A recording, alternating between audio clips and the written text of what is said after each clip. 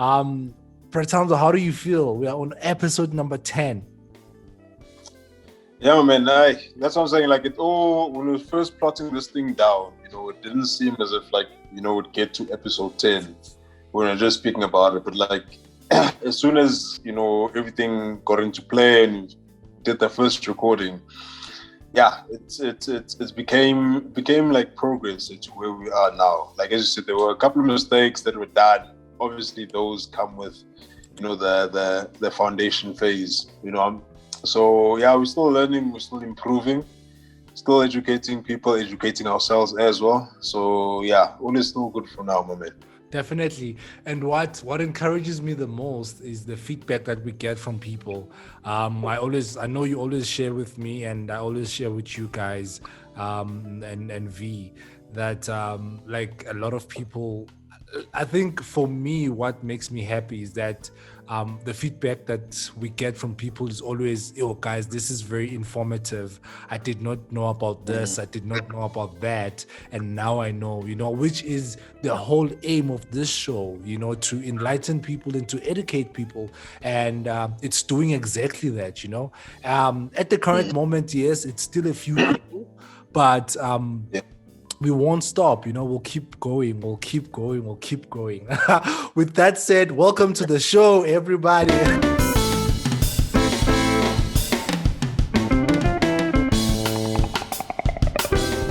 Uncensored, the truth about money.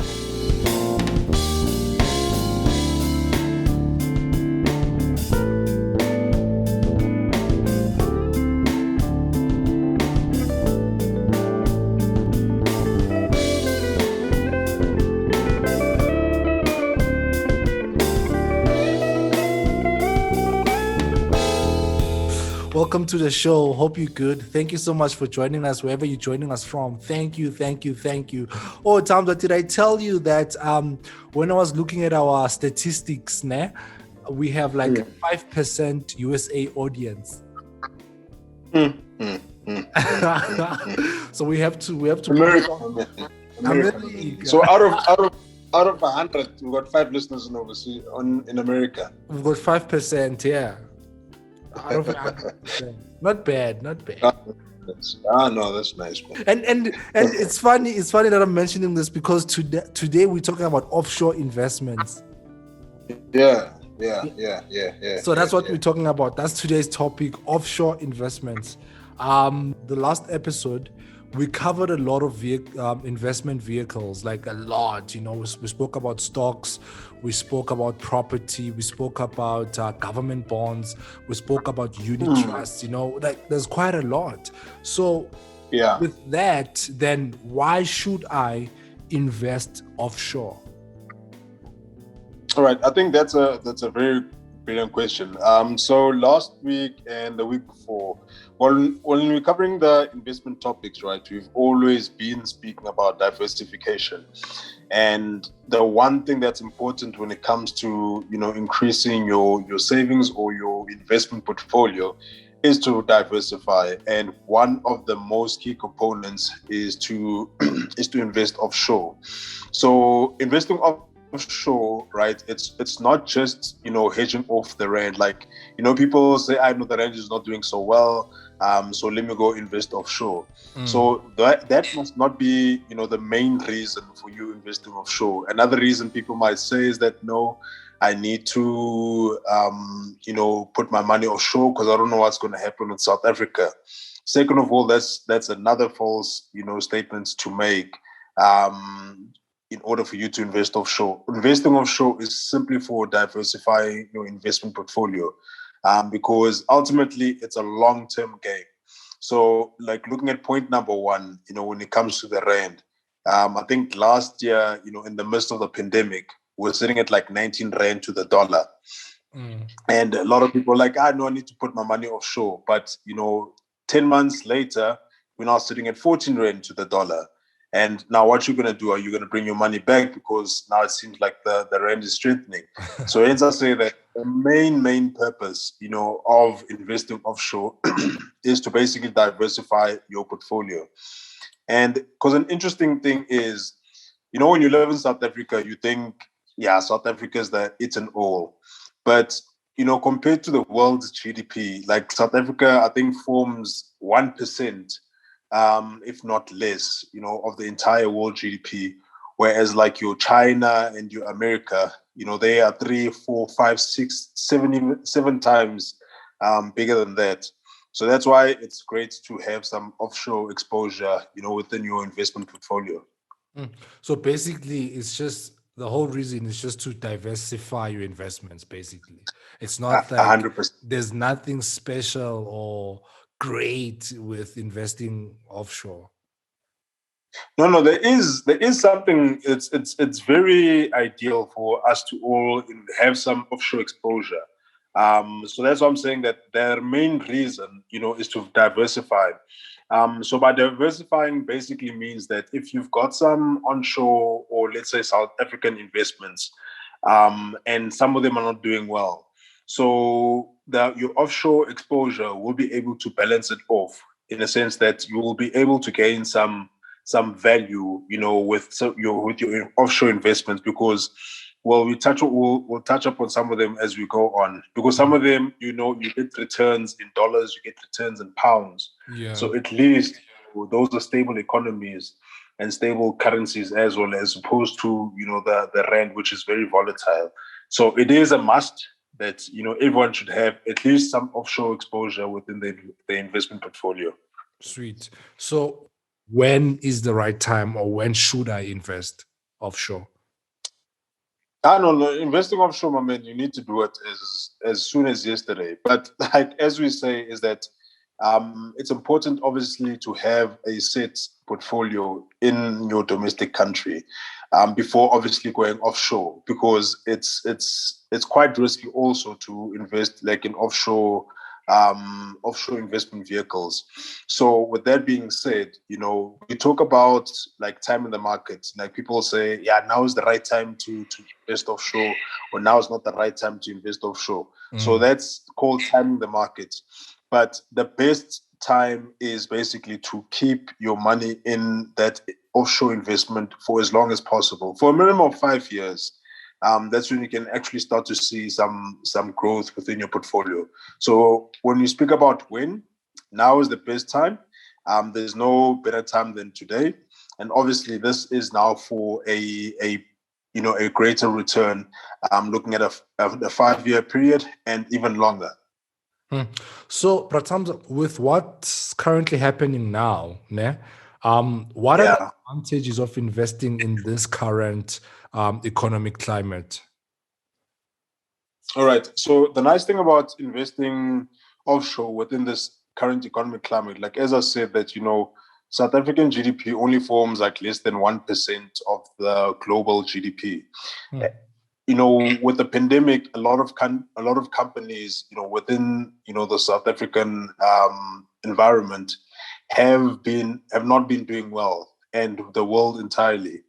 But you have your, let's say for example, if you're invested in the S&P 500, which is like your United States JSE, if we put it that way. Okay. So some of those companies, like their tech companies, like your Facebook and Google and your Apple, they've actually been doing well, within the pandemic. So now, if you had a bit of exposure within those, offshore investments, your entire portfolio could be doing won't lose as much as, let's say, as a person who had all their eggs just in the South African investment market.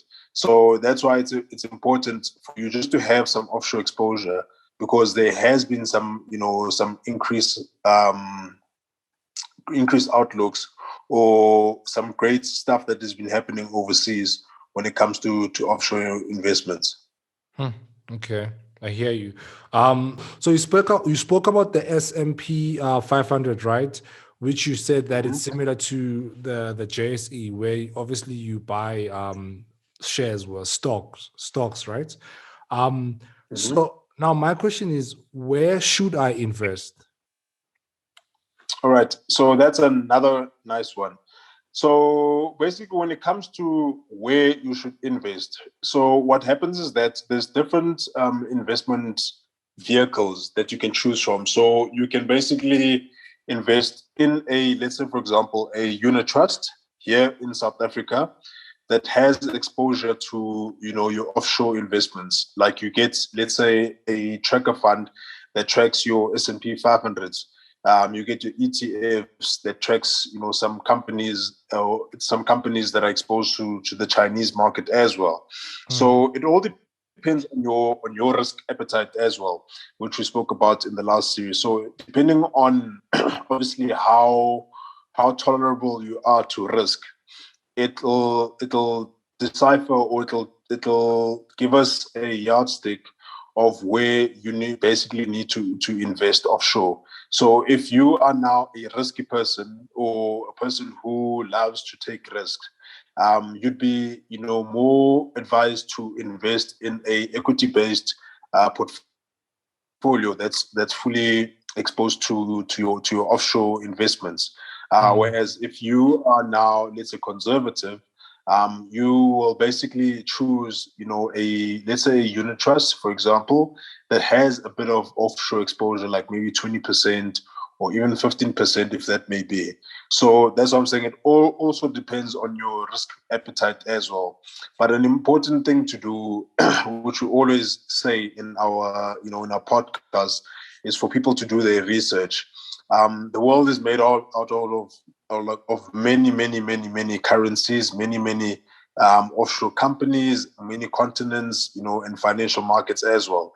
So with that being said, there's not, the right, let's say, go invest in the US or go invest in Russia or China. So we obviously have to do our research, as there's lots of, places where one can invest. But I feel like you've answered this question already. What investment instruments should I use? All right. So when it comes to investment instruments, right? So I think one thing that I didn't mention earlier on is that, so the government gives you 11 million rand that you can invest offshore on a yearly basis. So the first million rand, you don't have to declare that with SARS. So you can just put a million rand into any investment vehicle, and enjoy the fruits of your labor. And then the other 10 million, so with that one there, you obviously have to get a tax directive through SARS for you to do that. So within a year, ultimately, you're allowed to invest 11 million of your funds, offshore. So when it comes to what instruments should I use, I think we covered this earlier on as well, but we touched upon it. So it can be through a local unit trust that is mandated to invest a portion of its assets offshore. So that's, I said that you can invest in a unit trust where, let's say 10% or 20% has some offshore exposure. You can invest through a rand-dominated unit trust that invests entirely offshore, or you can invest in a fund from an offshore provider that is denominated in a foreign currency, such as dollars. And yeah, that's what I also said as well. So you can basically open an offshore bank account, a dollar-based account, and then with that, you can then, invest into a unit trust that's solely, dominated in dollars. Sweet. So, last question from my side, right? How much of my portfolio should be offshore? All right, that's a nice one. So obviously that all depends on your risk appetite as well. So that's why it's important for one, before the investing, to be asked, certain questions. But as I mentioned earlier on, investing offshore is a long-term game. So it's not a quick rich where you invest just for a year and you get your money out. So it's something where, like, Utrina wants to go on holiday in the next 10 years, to New York, or Junior wants to, send his children to an offshore university and use those funds within his investments, or Junior wants to retire. So with that being said, for example, if you are an aggressive investor, right? So they recommend 35 to 40% of your portfolio to be exposed offshore. Okay. And if you are more, let's say, of a moderate, you can have around 25% to that 35% in terms of offshore exposure. But if you're a conservative investor, that's when we're looking around 10% to 10%. So 10% to 20% of your entire portfolio having an offshore exposure. So that you can basically yield some returns from that. So it's all dependent on your risk tolerance as well. Sure. Wow. It's quite a very interesting topic. But thank you so much, Pratamza. Thank you so much for listening, everybody. Thank you so much for listening, guys. Please note that this was just part one of investing offshore. There's still like a lot that we need to look at in terms of how much tax do they charge when you invest offshore, and get deeper into investing directly and indirectly, what you need, how to do it, So we'll cover all those things on our following episode. But thank you so much. Please don't forget to follow our page on Instagram, uncensored_the truth about money. As we always say, if you have a question, if maybe you feel like we were not clear about certain things and you didn't really understand and you'd like us to talk about something, please do hit us up on our direct messages. We would very much appreciate to hear from you. But from our side, we really appreciate it. Thank you so much. Pratamza, is there anything you'd like to say before we go? Man, let's make money in dollars and pounds and euros. Yens. But you only spoke about dollars. You were all your examples and cases. Yeah. Now I'm using dollars because it's the closest currency that people know offshore. It's the most used currency offshore, as opposed to like your pounds and your, how can I put it? Yeah, like your pounds and your yens and your euros. So I was mentioning dollars in a sense that it's the one that people understand a lot. I feel like you're trying to tell me. I feel like you're indirectly trying to tell me something. Go get dollars, my man. Next thing you know, you'll be in America doing your own podcast and having your own American fan base. That's sad. If you're on 5%, you never know. By sure. So we speak about the dollars. Dollars. I'm a dollar. Thank you so much, guys. Have a great day. Enjoy the rest of your day. We love you. Cheers.